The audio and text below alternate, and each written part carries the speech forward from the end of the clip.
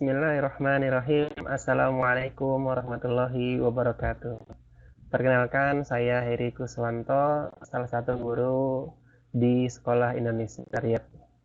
Rekan-rekan sekalian, pada kesempatan kali ini saya akan mencoba untuk menginstal atau melakukan instalasi Minecraft di device. Ya. Baik, sebelumnya mari kita masuk ke halaman Google dulu. Ini di halaman Google-nya, kita bisa mengetik di sini yaitu Minecraft, ya, Minecraft Education Net. Nah, kita lihat dulu. Nah, ini dia, Minecraft Education.net yang tepat ini ya.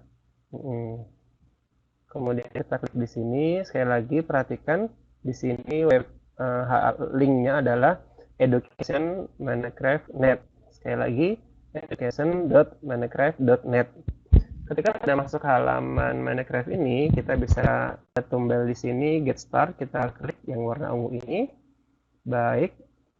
Kemudian berikutnya kita akan mengklik lagi tombol warna ungu dengan bacaan Download Now ini.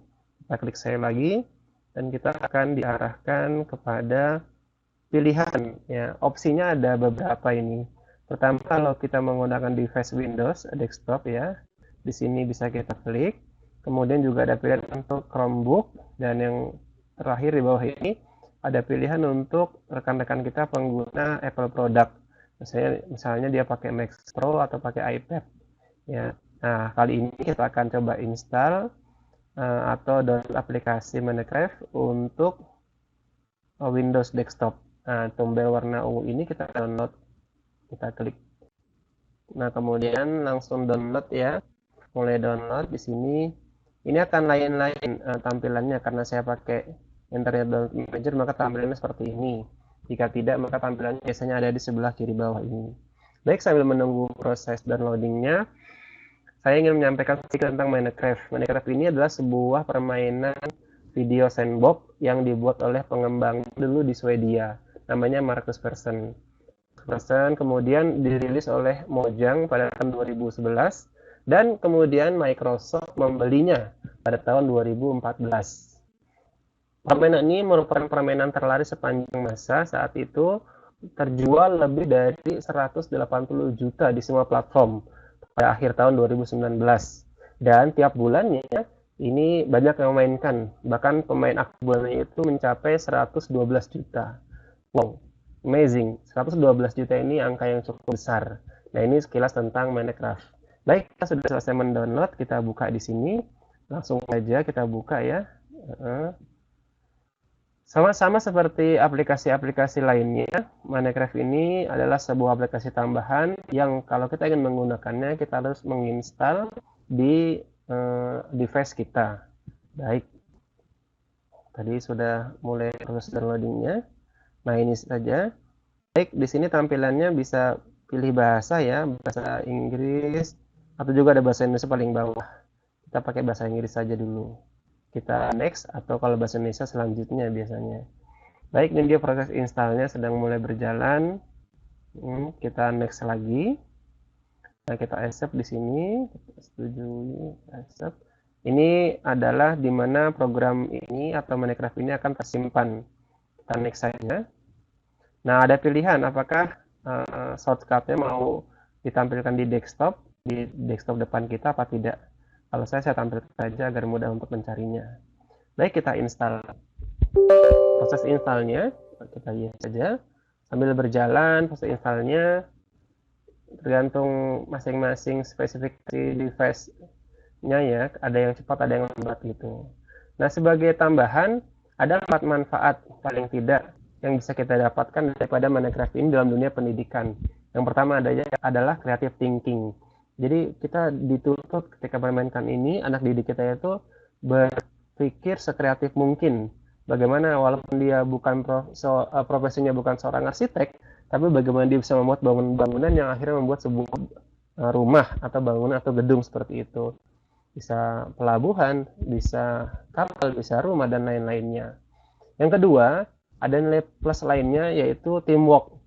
Di sini tidak hanya main single ya, tapi bisa juga multiple player, sehingga akan ada interaksi bersama rekan-rekan lainnya, baik antara pendidik dan guru ataupun pendidik dengan peserta didik lainnya, seperti itu, sehingga ada teamwork yang ada kerjasamanya.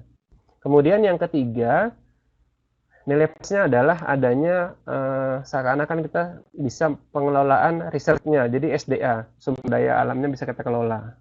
Baik, ini sudah muncul launch Minecraft di sini. Nah, kita kalau centang ini berarti akan langsung muncul gamenya. Kalau kita tidak, nanti kita akan ngeklik sendiri. Kita langsung saja munculkan. Baik, ini finish ya. Sampai sini sudah selesai dulu. Nah, sudah mau berakhir instalasinya. Jadi sudah 3 manfaatnya. Yang keempat adalah problem solving. Jadi di sini akan banyak menemukan masalah dan kita dituntut untuk memecahkannya gitu. Jadi paling tidak ada 4 pelajaran atau 4 edit value, 4 poin positif dari permainan Minecraft ini. Nah, rekan-rekan sekalian, di sini kita bisa langsung masuk ya, tentunya dengan akun Microsoft ya. Kita bisa dengan, jika punya Microsoft bisa masuk saja. Saya coba masuk pakai ini, dan kita sudah bisa untuk masuk atau sudah bisa menginstal, berhasil menginstal Minecraft Education Edition ini. Baik, untuk sesi selanjutnya, di video selanjutnya kita akan mencoba bagaimana cara pengaturan atau sistem pengaturannya. Baik, langsung saja ya. Baik rekan-rekan sekalian, sebelum kita masuk ke pengaturan, di sini ada gambar icon orang, ya, Herika nama saya, dan ada gambar gantungan baju. Apa ini gantungan baju maksudnya? Ini adalah profilnya ya, mau ganti pakaiannya apa, kostumnya apa. Boleh kita klik di sini. Nah ini defaultnya adalah ada laki-laki, ada yang ini juga ada yang ini. Ini terakhir yang saya pakai. Jadi di sini banyak macamnya, mulai dari batu merah, pengembang, bentuk tim juga nih, timnya banyak. Kemudian pahlawan-pahlawan, profesi, model cerita. Memang ini dikhususkan untuk pendidikan, jadi agar anak-anak didik kita mengenal macam-macam profesi dan lain-lainnya. Perjalanan ke barat, Halloween juga ada, liburan, santai, kemudian dan banyak lainnya. Kita bisa pilih satu, misalnya saya mau rubah, tadinya saya ini sama ke ini. Bisa juga. Kita bisa gerakan bahkan kepalanya, atas, bawah, atas, bawah, atas, bawah, atas, bawah, itu senam namanya. Oke, kalau nggak saya jadi polisi saja. Tentara juga bagus, baik tentara saja deh. Baik, itu adalah skin kita. Konfirmasi ya, jika sudah oke, konfirmasi seperti ini, artinya berubah tampilannya. Baik, kita masuk ke pengaturan sekarang. Baik, kita akan masuk kepada settingan. Kita klik setting di sini. Nah, rekan-rekan sekalian, di setting ini terlihat di sini bahasanya adalah bahasa Inggris ya. Nah, kita juga bisa untuk settingnya, jika kita ingin menggunakan bahasa Indonesia, kita ganti di language ini. Kemudian di sini kita arah ke bahasa Indonesia, maka akan berubah pengaturannya bahasa pengantarnya bahasa Indonesia. Ini untuk memudahkan kita. Baik, setelah tadi tentang bahasa, pengaturan bahasa, kita masuk ke aksesibilitas. Ya, aksesibilitas ini adalah misalkan di sini aktifkan teks ke ucapan dengan pengaturan perangkat. Bila kita ke kanan berarti aktif, hijau, tapi kalau kita ke kiri tidak aktif. Ini fungsinya apa? Nanti ada teks yang akan berubah menjadi ucapan ya, atau menjadi audio, ucapan perkataan gitu. Kemudian aktifkan membaca layar di UI, kemudian aktifkan teks untuk ucapan dalam obrolan. Biasanya saya suka dengan mengaktifkannya, dan ini berfungsi untuk jika main multiple player seperti itu. Yang lain saya obrolan terbuka, saya aktifkan tetap, petunjuk input juga saya aktifkan. Kali ini saya tidak menggunakan stick ya. Di sini juga ada pengontrol stick. Nah, tapi karena saya memakainya keyboard, maka saya akan atur di pengaturan keyboard ini. Nah, ini sensitivitasnya kita bisa atur, saya pakai 65 saja. Nah, ini lompat otomatis, nggak usah ya, balikan sumbu langkah saja. Ini ada pola main keyboard lengkap, tapi tidak pakai ya, saya biasanya yang manual saja. Nah, contohnya ini ya, contohnya yang sering-sering kita pakai di paling bawah ini ada di sini. Ya, misalkan ini. Baik, ini dia. Nah, ini untuk maju misalnya, biasanya kan kalau di stick itu ada atas bawah kanan kiri ya. Untuk maju kita pakai tombol W. Nah, WASD ini atau WSDA ini adalah tombol-tombol yang memang dekat dengan tangan kiri kita, maka cocok sekali. Biasanya maju dengan W ya, kalau saya pakai jari telunjuk nih, jari tengah W-nya, kemudian A-nya saya pakai jari manis itu untuk menyamping ke kiri, kemudian D-nya saya pakai jari telunjuk. Jadi sebenarnya hanya 4 jari yang saya pakai. Apa itu? Misalnya jari manis saya pakai untuk A atau ke kiri, kemudian jari tengahnya saya pakai untuk 2 fungsi, yaitu di W maju maupun S. Jadi jari tengahnya yang atas bawah. Kemudian jari kanannya ini saya pakai untuk D ke kanan gitu. Nah kemudian di spasinya saya pakai dengan jari ibu jari. Nah ini sudah, karena biasanya kalau main game itu ya sudah, tangan yang kiri tetap di situ, tangan yang kanan tetap pegang mouse gitu dan tidak berubah. Hanya jari-jarinya saja yang berubah gitu ya. Tidak berubah ya, ini bisa dirubah juga. Mau rubah misalnya tombol 1 atau apa, ini saya rubah menyamping kanan tadi pakai D. Ya, ini saja. Nyamping kiri tetap WSDA ini. Kemudian lari cepat pakai kontrol, kalau mau berlari juga pakai kelingking ini bisa. Ya, jadi semua 5 jari ya. Dan ini pakai kelingking ya, kontrolnya. Bagaimana kita merubahnya ya? Misalnya kita pengen larinya tuh pakai X juga.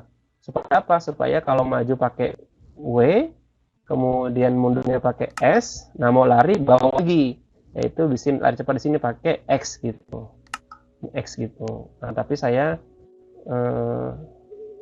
suka pakai kontrol saja biar kelingkingnya juga dipakai.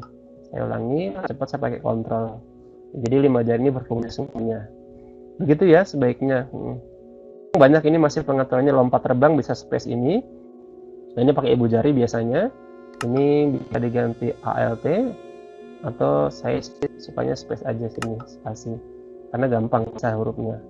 Nah, banyak juga yang lain juga bisa diganti-ganti. Ini persediaan inventory-nya di E biasanya ya masih selingkup dengan di sebelah kiri bagian keyboardnya.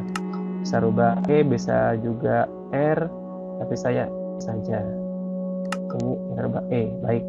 Kurang lebih itu rekan-rekan sekalian, karena yang paling banyak dipakai adalah ini untuk jalan maju mundur, kemudian kanan dan kiri, kemudian lari cepat juga perlu, kemudian loncat dan shift ini. Ya, shift ini dekat ya, dekat. Lagi-lagi shift ini bisa menggunakan jari kelingking. Ya, boleh shift, boleh caps lock gitu, tapi pakainya shift aja. Ya, jadi cara merubahnya itu diklik dulu menyamping kiri, misalnya ini diklik di sini, baru dirubah menjadi Q misalnya. Tapi ini mau saya rubah menjadi A saja. Lagi A. Sudah jelas ya untuk keyboard dan mouse-nya. Bisa juga untuk layar sentuh. Biasanya layar sentuh ini dipakai untuk para pengguna iPad ya, yang langsung tidak ada mouse dan juga tidak ada stick di sini. Baik, kita lanjutkan. Kemudian ganti akun. Nah, ini bisa ganti akun, aktifkan single sign on-nya. Kita seluruhnya bisa memudahkan. Nah, ini pasti mulai lain-lain. Ini profilnya saja. Yang di sini masih nanti Herita. Baik, kemudian video. Nah, ini perspektif kecerahannya. Bisa kita atur, kita redupkan, atau bisa kita tekankan lagi. Tapi khairul umuri awsatuha, di tengah-tengah saja. Sebaik-baiknya perkara pertengahan. Baik, di sini perspektif kameranya itu kita bisa atur loh. Kita menjadi orang pertama. Orang pertama itu berarti kita langsung melihat langsung di tanda itu. Atau kita menjadi orang yang di bagian depan orang ketiga, ya, bagian belakang orang ketiga maksudnya gitu. Jadi muncul orangnya, atau ini yang belakang orang ketiga, bagian depan atau bagian belakangnya. Saya sih lebih suka dengan orang pertama ya, karena seakan-akan kita hadir di situ. Layarnya juga bisa penuh, ini full screen. Ini saya biasa aja sembunyikan tangan gitu ya. Tangannya kan kadang-kadang kelihatan gitu. Kalau saya sih pengen suka kelihatan tangannya. Kemudian sembunyikan kertas, lanjut sembunyikan holder, lanjut animasi layar, pakailah. Bagus. Baik. Ganti area aman layar, lanjut ini. Ini artinya semua pengaturan ini tergantung ya. Mungkin ada orang yang ingin main sembunyikan tangan, jadi pas jalan itu tangannya nggak kelihatan, ya nggak apa-apa, disembunyiin tangannya gitu. Kalau saya munculkan supaya apa? Supaya tahu nanti ini dia sedang megang kampak atau sedang pegang batu misalnya, seperti itu. Baik, dan layar ini juga. Ini macam-macam ya. Di sini ada pilihan garis luar, nama pemain dalam permainan mau diaktifkan apa enggak gitu, lihat bobin juga, dan lain-lainnya. Di sini grafik indah gitu. Tergantung ya, ini lagi-lagi kalau banyak yang ditampilkan berarti efek kepada spesifikasi dari komputer rekan-rekan kalian. Kalau komputernya spesifikasinya bagus, tampilkan lebih bagus memang itu. Baik, ini ada pilihannya kelas 1 dan klasik. Baik, saya lanjutkan. Berikutnya audio. Nah, audio ini ada audio musik, ya. Musiknya kan tadi ada tuh. Ini musiknya sepertinya kayak musik pengantar tidur ya, kontemplasi gitu, relaksasi gitu. Ya, kalau yang tidak bagi orang auditori mungkin terganggu ya sudah di 50 saja atau 30 nggak apa-apa. Suara, beda aja dari musik kan instrumennya. Kalau ini suaranya tuh yang pukul-pukul itu, tak gitu. Nah, ini boleh di 50 kan gitu. Ini sesuai selera masing. Kalau saya sih supaya lebih terlihat seru dan seperti bermain kita di sana, saya kabulkan saja. Toh juga tidak mengganggu orang lain. Kecuali kalau Anda sebagai peserta didik dan kemudian peserta didiknya banyak bermain di situ ya, rame ya, kecilkan aja lah. Gitu. Ini lagi-lagi tergantung kita sedang main jadi atau multiple. Baik, sumber daya global, nah ini aktif, ini paket saya, tekan semuanya, penyimpanan, ini juga pilihan ganda boleh. Udah itu saja, mungkin cara mainnya boleh dilihat lainnya. Ya, tapi kurang lebih seperti itu ya cara mainnya. Saya cukup sampai di sini untuk pengaturannya. Sahabat sekalian, rekan-rekan peserta didik semuanya, yang paling terpenting adalah mana yang paling bagus pengaturannya.